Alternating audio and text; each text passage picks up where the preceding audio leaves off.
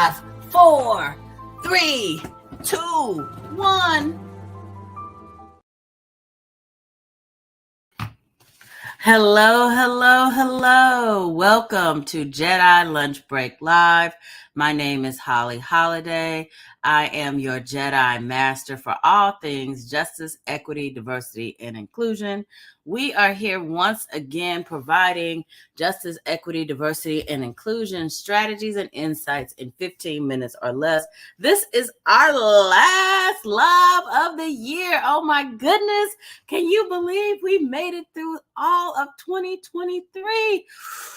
Oh boy, I don't know about you, but I am excited to dive into all things winter, all things holiday break, all things not work for just a little bit.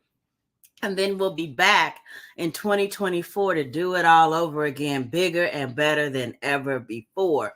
As for those of you who have been following us, you know that we are in the middle of talking about something that is very near and dear to my heart, and that is implementing equity plans. Yay! And in doing so, we want to make sure that you have all the information you need to properly set up an equity plan in your workplace. Now, some of you maybe already have started setting up equity plans. Maybe you've done one, but you want to try to figure out how to scale it and make it sustainable. We are covering all aspects, no matter where you are in your equity plan journey. This live and the ones that we've been doing around equity plan are all going to have very valuable and useful information, tips and tricks. So first of all, let's just level set where we are in our process when we're talking about implementing equity plans. For my purposes, I think of equity plans in 4 key cycles, and they include planning, implementation, monitoring, evaluation, and then sustainability and scalability. I do think of these as a cycle, which means no matter at what point you may be at right now, you will complete and go through all of the cycles. It's not so important where you enter the cycle. It's more important that you continue to complete the cycle and then rinse and repeat and then do it again and again and again. And the more you do it, the more it becomes an ingrained and integral part of your work.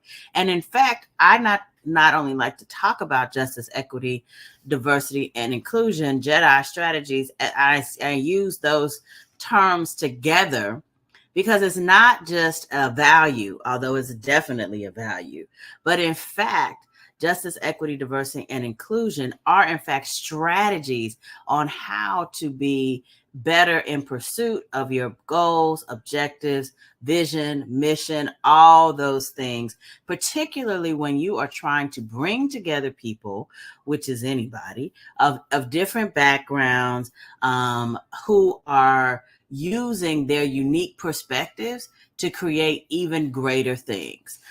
So anyway, I got off track a little bit, but let me just say we've already talked about planning.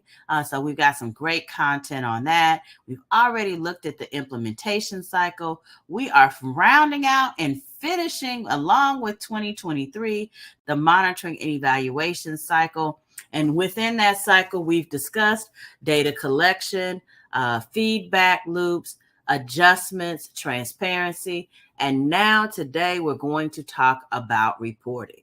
Last week, we talked a lot about transparency and about how transparency is in fact a behavior of trust. Well, one way we articulate transparency is through reporting. Now, we can use reporting in a variety of different ways, and there are a variety of types of reports. So first and foremost, I think before you even get started, you want to have some type of project report that sort of just outlines your pilot project mission, goals, and objectives.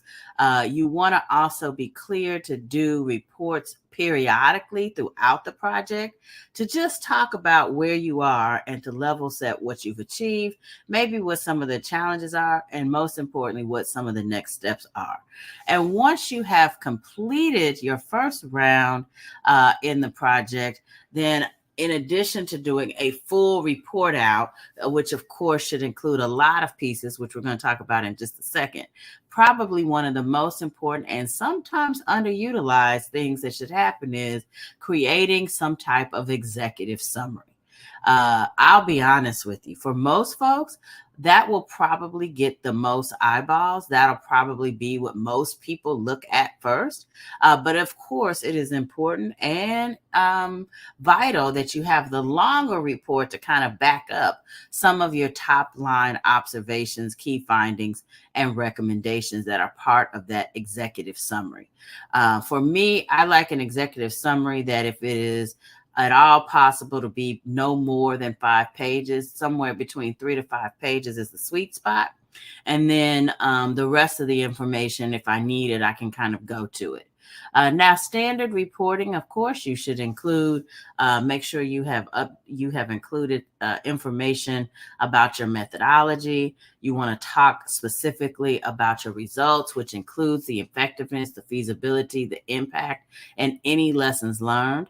I think it's important to have a discussion within that report that talks about why this is even important, the problems that it helps to address and solve, and how this will ultimately help you be in furtherance of your mission and goal for the broader organization. And then finally, what's a report without recommendations? Make sure that you utilize those results and your analysis to provide clear and actionable recommendations that help decision makers, should that not be yourself, to form clear and concise next steps. Also include in those recommendations opportunities for expansion, modification, or sometimes if it just didn't work out, termination. At the end of the day, it's going to be the report that will be a primary piece of what folks take away from your project and how they decide what happens next. Now, when we come back in 2024, oh my God, I can't even believe we're saying 2024 already. That's crazy. But when we come back in 2024, what we want to be focused on is how do we scale? I mean, I don't know about you, but when it comes to the new year, I'm always thinking about how to be bigger and better. So it's quite appropriate that we're going to start the year out talking about just that. How do we take the plans that we've done the planning, we've done the implementation, we've monitored and performed an evaluation, and now we get to talk about how we make it wide, how do we make it big, how do we make it better? Scalability and sustainability is on the way for January 2024. So I hope you plan to join us. Until then, have a wonderful holiday, a break. Take some time to sip on some eggnog or enjoy a hot apple cider, one of my favorite drinks. We will not be back until January, so don't look for us next week, but look for us in the next coming year. In the meantime, if you're missing us, you can still check us out by following, and subscribing to all of our social media channels. And maybe you use the break to catch up on some of the J.E.D.I lives you may have missed on our YouTube channel. Until 2024, I'll see you then. Signing off.